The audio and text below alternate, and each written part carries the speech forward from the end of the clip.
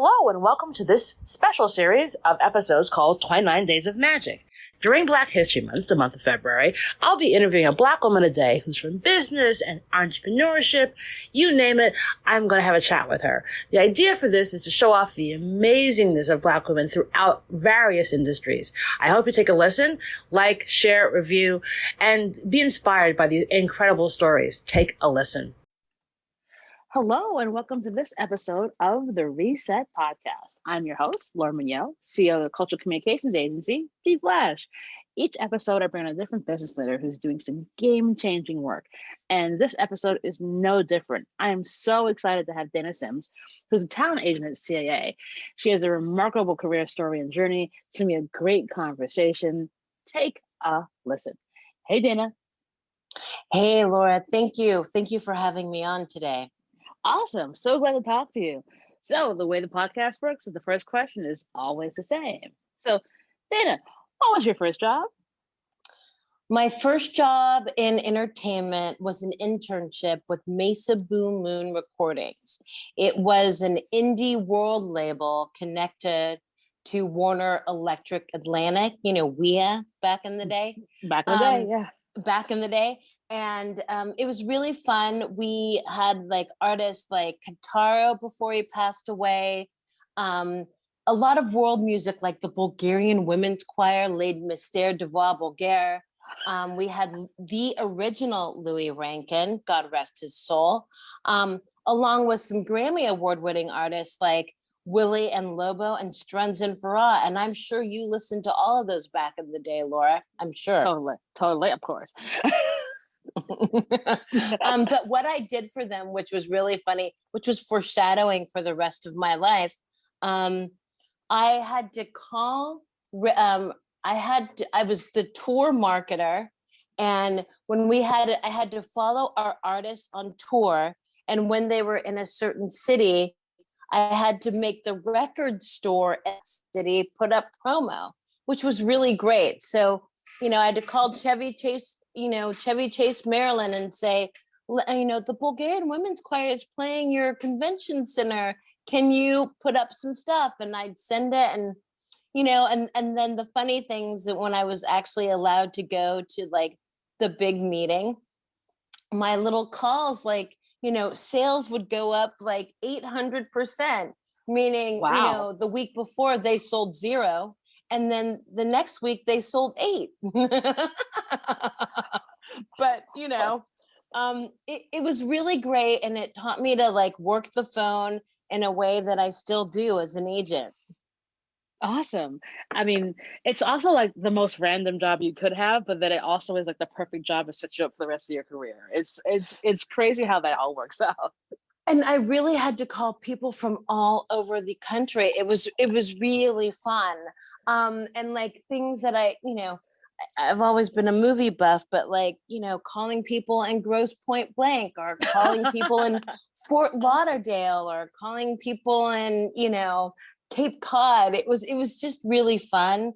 And I got to talk to some, really fun people during that time. Awesome. All right. So you go from helping the Bulgarian Women's Choir till now. What was that career journey like? So my career journey was really funny. So I had helped my company have a really big deal through a relationship that I had. And I was hoping they'd hire me after college.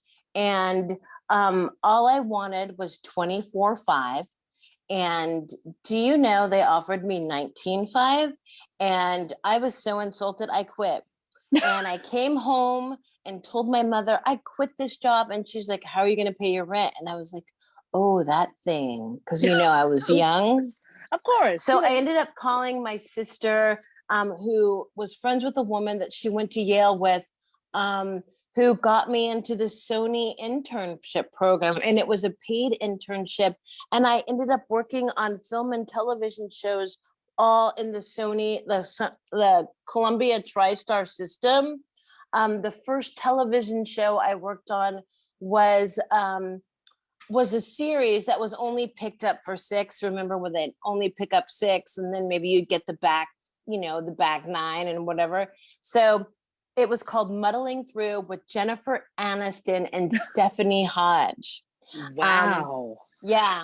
And it was a lovely experience. And I loved being on set. I mean, at that time, I literally worked 20-hour days, and I'd have to deliver scripts all over creation. And I really thought I was doing big things. But it was also a great learning experience, because even though I was a PA, I was able to read, because I also did the filing. I knew what everyone was working, from myself to, the executive producers on the show.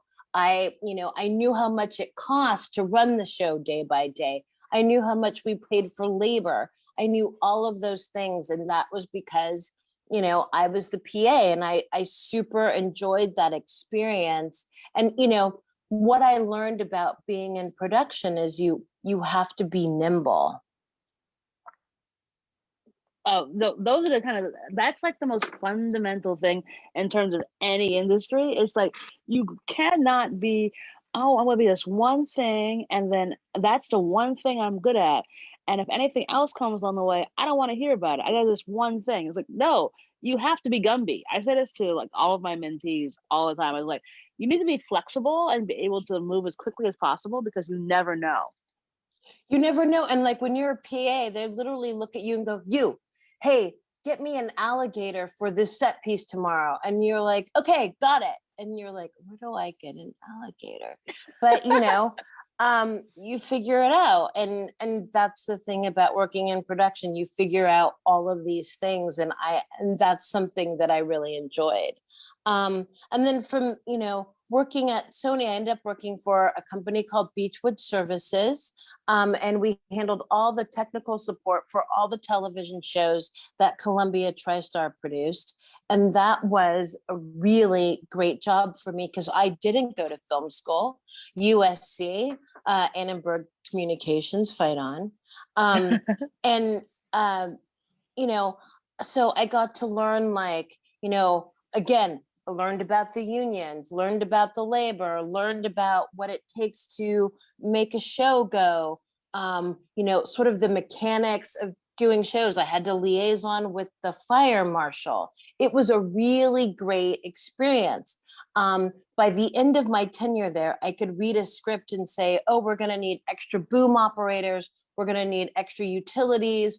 And, if someone submitted a budget for a build on a show, if that, I'd have to consult the master budget for the show. And if that went over, I'd have to deny it. And then they'd go over my head and get it approved. And we do that every week.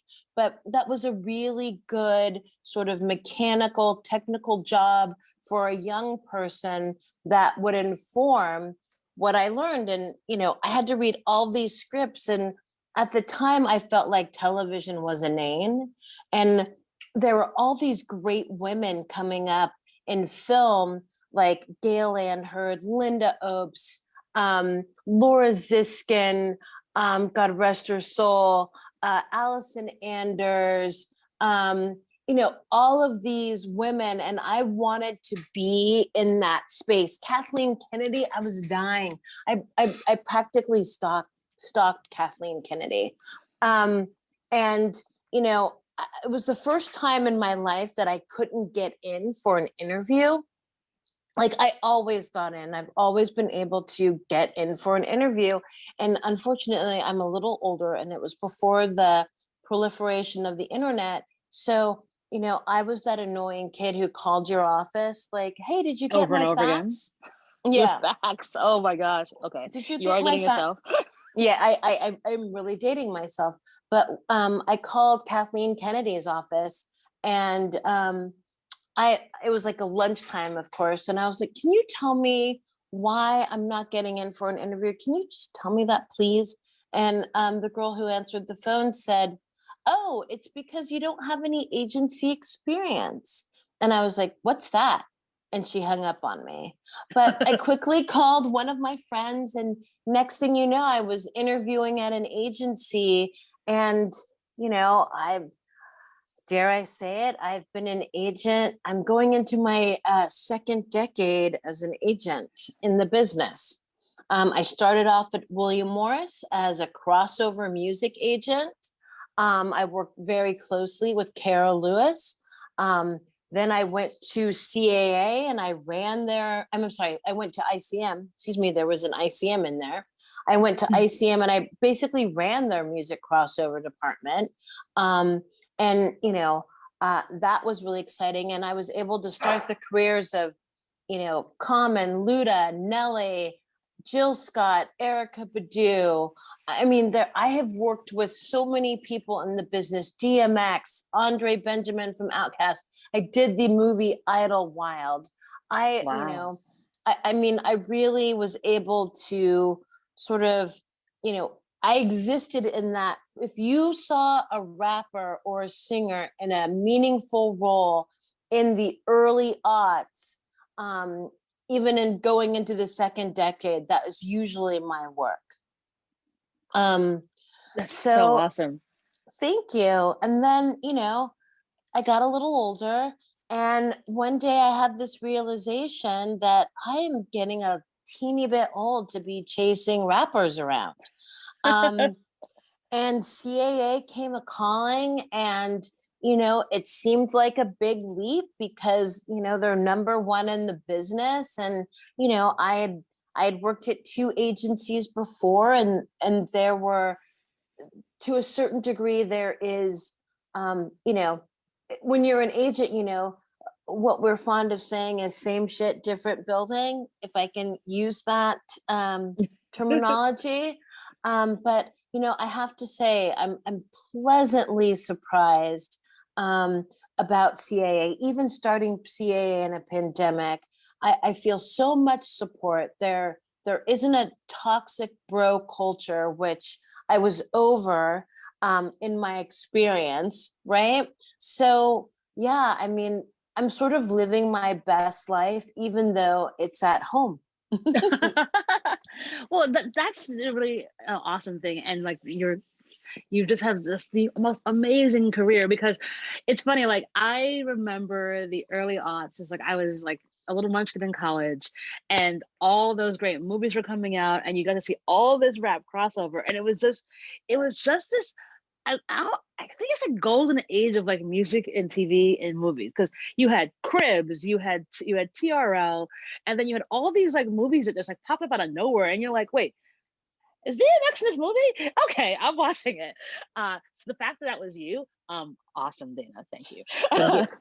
Thank you. Thank you very much. But, I also like, I work with Charles King, he was a colleague of mine. There's so many. I think what's so pleasing to me, as I age in this business, is so many of my friends that I was an assistant with or colleagues with, they're all out in the world doing good things and big things, if you will. So yeah, I'm really excited. This is, yeah. Thank you for, first of all, thank you for acknowledging that. And yeah, it was good times. It was hard work. I can't believe it feels like it was just yesterday. Well, it's also crazy because like there wasn't social media then, which is wild to think about what that would have been like had there been Twitter, had there been TikTok, when all these movies were coming out, and when all these different, like these insane music videos that looked like short, like movie shorts, because they were literally like telenovelas back then. So yeah, it's fascinating to see how much you were able to get done in a decade. Like wow. Thank you. Thank you very much. A lot of hard work, a lot of begging, a lot of no, but you know what, really, like, I think one of the most satisfying things about my experience is being able to work with these young artists and put them in situations where they could rise to the occasion and shine. Like some of these kids never thought acting was even possible, let alone in a major motion picture or on television. And, seeing them do that and excel and shine was, that's still, some of the greatest things about my career. Oh, I can only imagine. So talk to me about a time when you had a challenge and you're like, okay, there's no way I'm going to get my way through this, and then you did?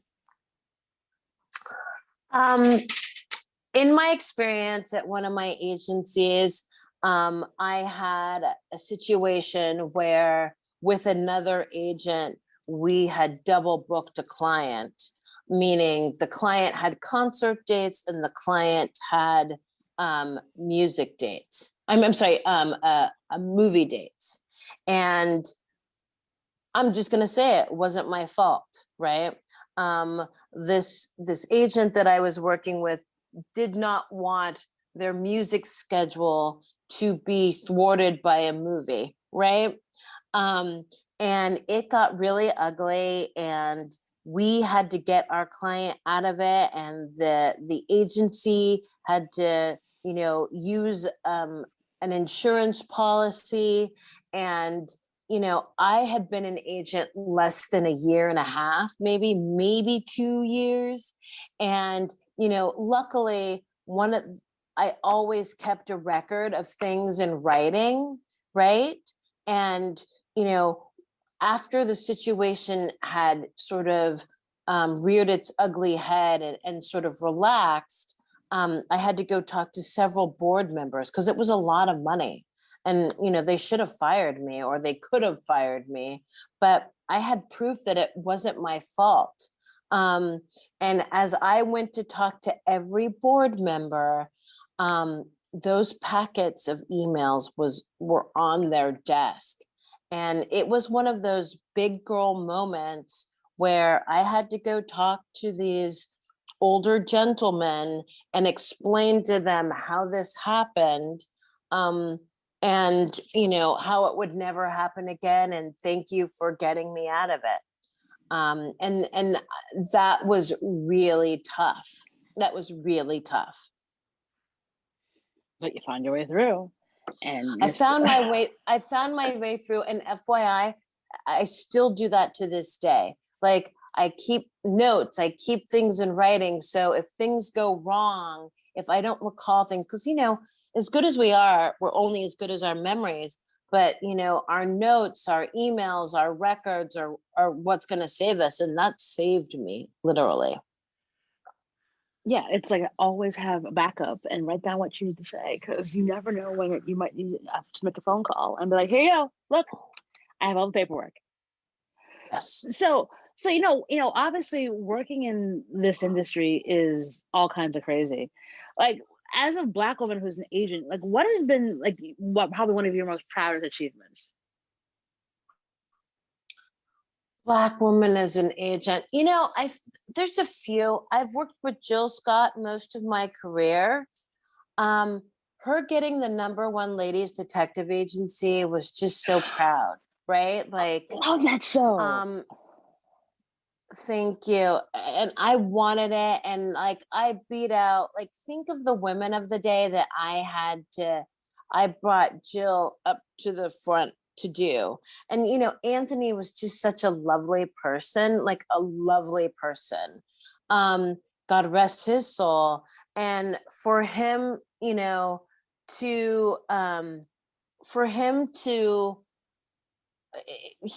pick Jill, and it was just a really proud moment. And then to visit her in South Africa, in Botswana, where it was shot, I think that was the beginning of, like, sort of the, as an agent, a lot of your career is sort of toiling in the trenches, right?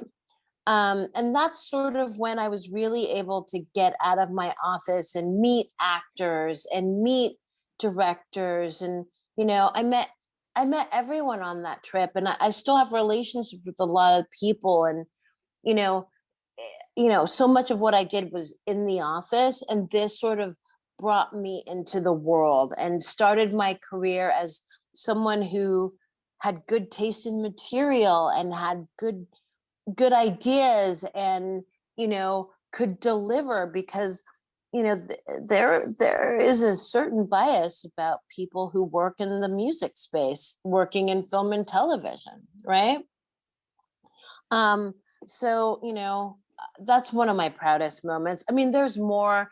When Ludacris did Fast and Furious 2, we were on a private plane, and Luda had, and still does, has this insatiable thirst for knowledge about anything that he's doing. He wants to do it, and he wants to do it to the best of his ability, right? Awesome. And we were on a private plane heading to set, and I was like, hey, I got you this book, and I got him the Donald Bogle book.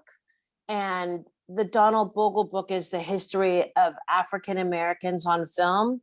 And my inscription is on the book was, I know where you're going, but it's important to know where we've been. So true. It's funny. Part of the reason that I have been so happy and thrilled and honored to do this series is for comments and moments like this, where it's like we have to understand where we've been and remark upon how far we've come, and not forgetting that. And that's how we move forward in so many awesome and beautiful ways. And so it's super timely that was your inscription, because I think, especially at this moment in 2021, it's so important for us to remember, where we've been and where we are today and how much further we can go. So good one. Nice, Dana. Thank you. Thank you. So I'm guessing now, having had this really incredible career and gotten to do so many unique things, what do you think you'd tell 25-year-old Dana? Don't eat carbs. Well, aren't you in Hollywood? See, this is like what would I tell 25-year-old Dana? I would tell 25-year-old Dana is to just trust in your work, because that's the only thing. Like, I wasn't the smartest agent. I was one of the only African American agents, but like, my work ethic has always shown through.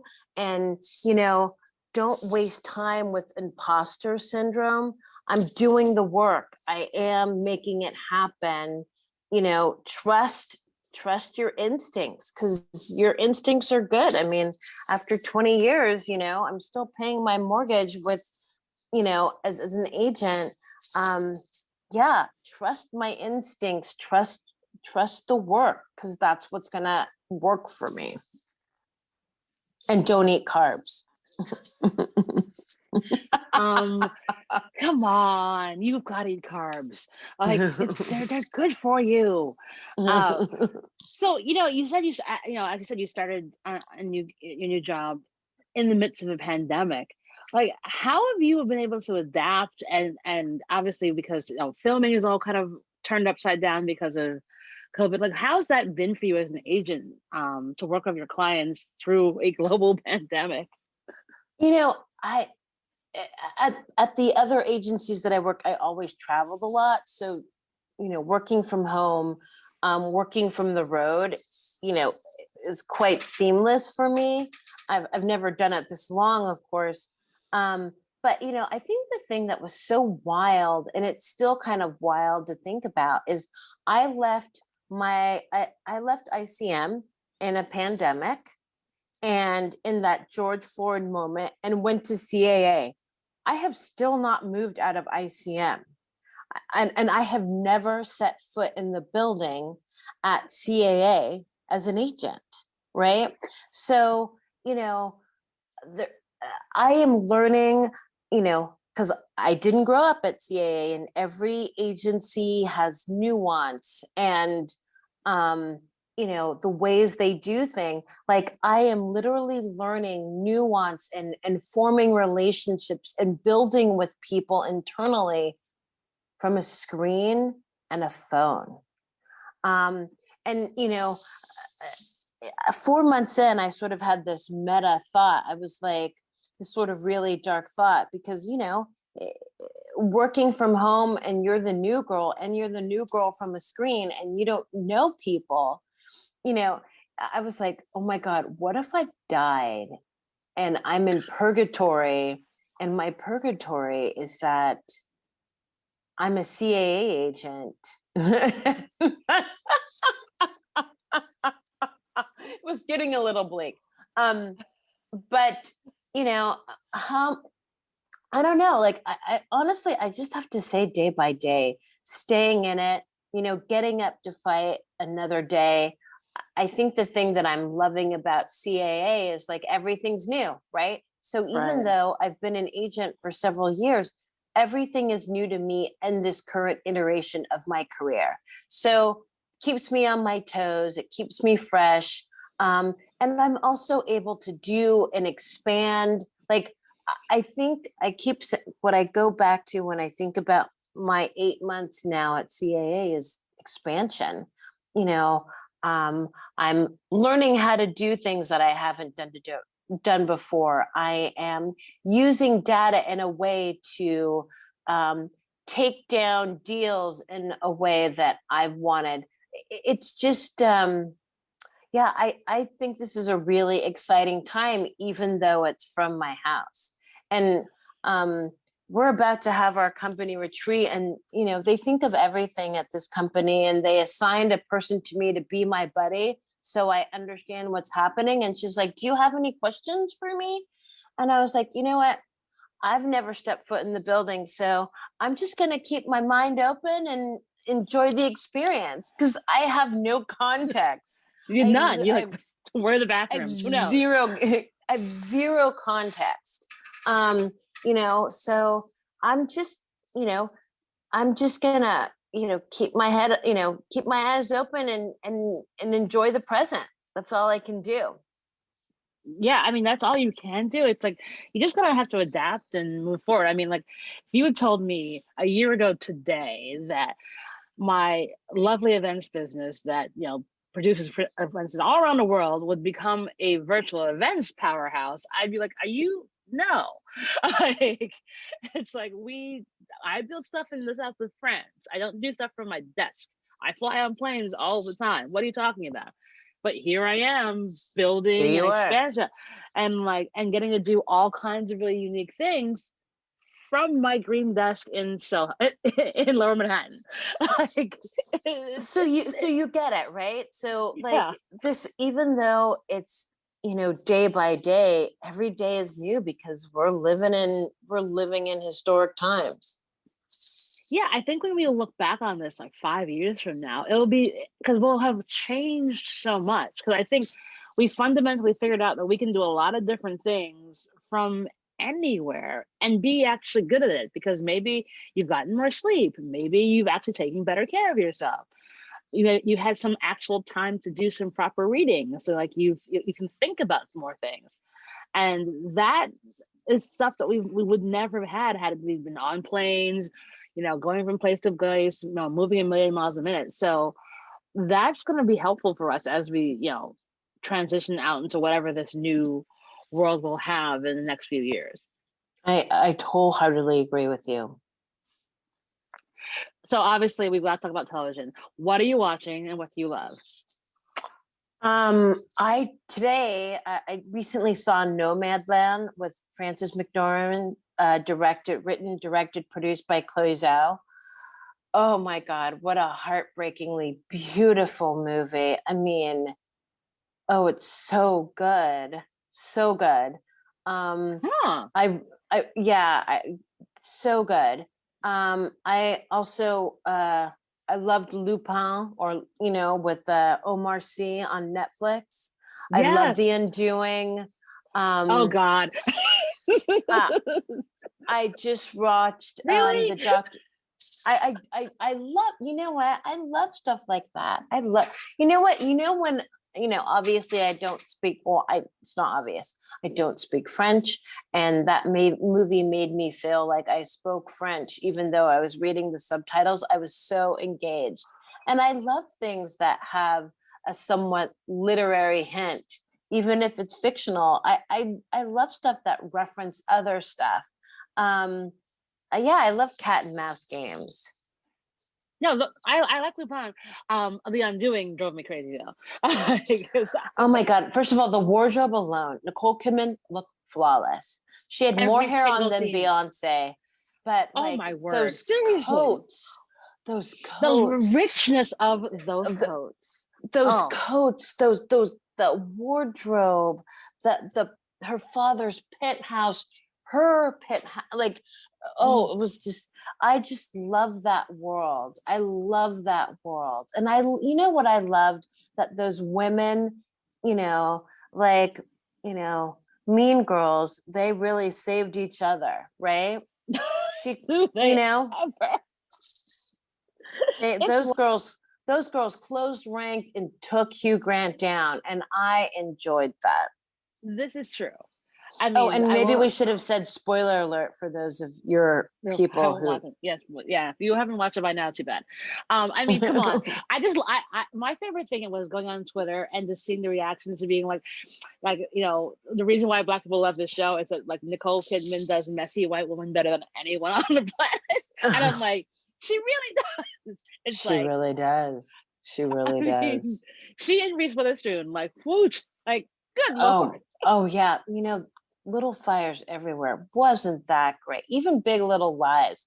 Like, I'm just, yeah. The undoing of white women had good years in 2020 and 2021. It was pretty special. Like, I tell you, it was like, all right, I got you. I have been, obviously, I loved Bridgerton, and then Raising Jean had the nerve to go sing on a Saturday Night Live last weekend, and I'm like, are you really, sir? Like, on top of everything else, you also can sing? Like, this is not fair. All that talent. Like, my goodness.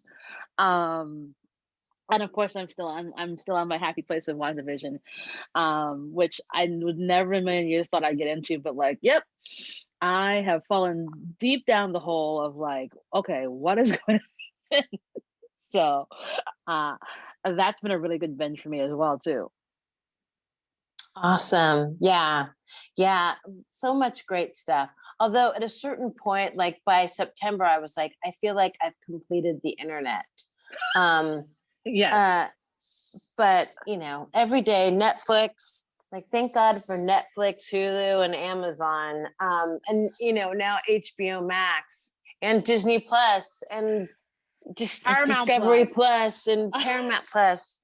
I'm really going to have to get rid of DirecTV because literally I'm spending all this money on DirecTV plus like 8 apps. And then, and I feel like I need it for work.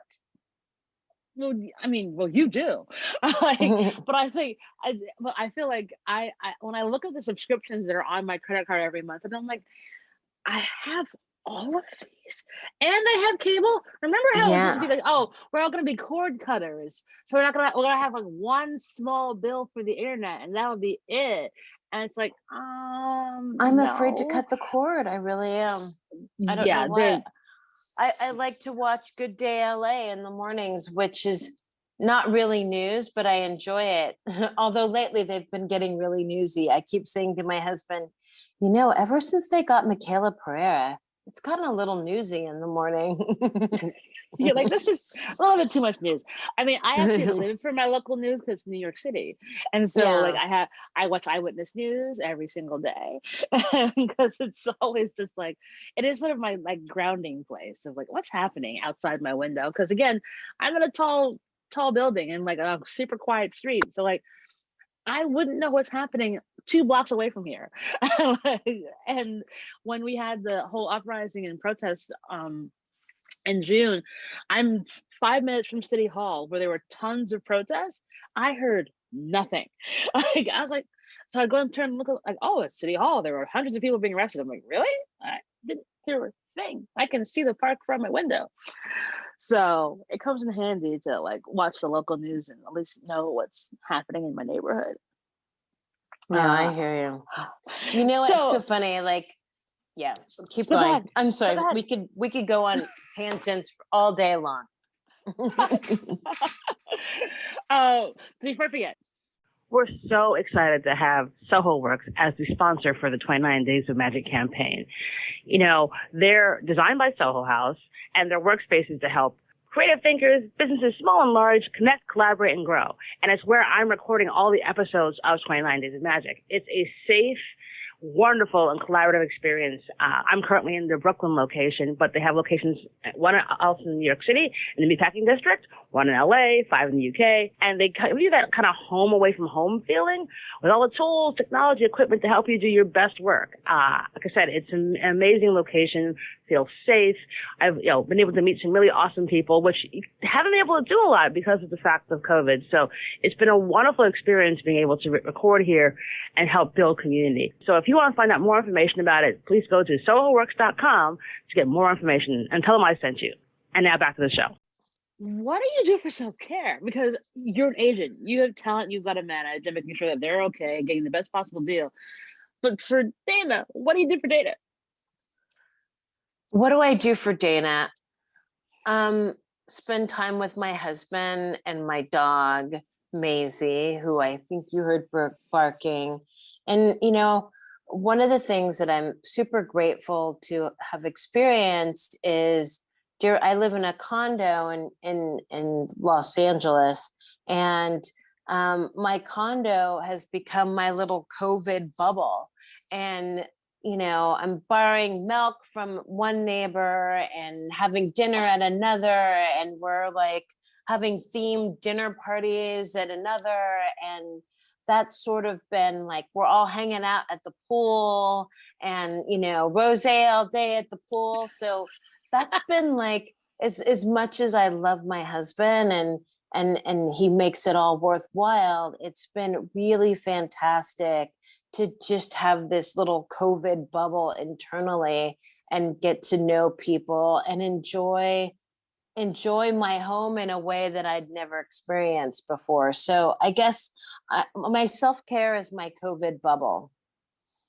I love that. And yeah, it's funny, like, I have a few friends in my COVID bubble as well, who, I've always been friends with, but like got to become even closer friends with, because basically we were the ones who were going on the walks together that were kind of 6 feet apart when New York like completely shut down. And like when we discovered that you could actually go to Dominique Ansel, because they were the first place to reopen in Soho, and like get a freaking cronut. And I'm like, this is the best donut of all time, because like I could ask something I didn't make because I was cooking every single day. And like having those like really incredible bonds with folks who, but for this time, you wouldn't see that often, because again, you'd be traveling and wouldn't get an opportunity to get to know them better. So that's been like definitely been the one pleasant surprise that's come out of this very bizarre time. Yeah, the COVID bubble is key. COVID bubble is key. You got to have one. And then my last question for you is, do you have a give and or an ask of the audience? Give or an ask of the audience. You know what? I guess my give, if I'm going to impart pearls of wisdom, is one of my clients is a financier, a woman of color. Bing, bing, bing. And, we're both military brats. And like, we were sort of talking the other day, like, who told you guys you could do this? And we both said at the same time, not even prompted, we were millie brats. Like, failure is not an option. And like, it's one of those stupid quotes. If you knew you couldn't fail, who would you be? But I think it's even more, if failure is not an option, you can do anything, right? Like it wasn't going to happen unless I succeeded. So I guess it's stay the course, and, failure is just another opportunity to do it again and get it right. Right. But, abject failure is not an option. That's my give. Failure is not an option. And,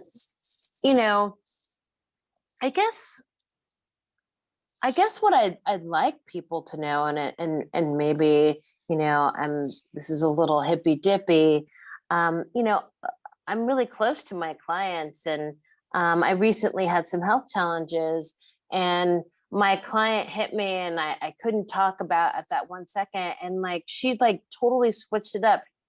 And like, I was like, oh my God, she's treating me like a human. Right. Um, you know, like there's so much about being an agent is like, you're geared up to take a lot of abuse, right? And suffer through it and still make things happen.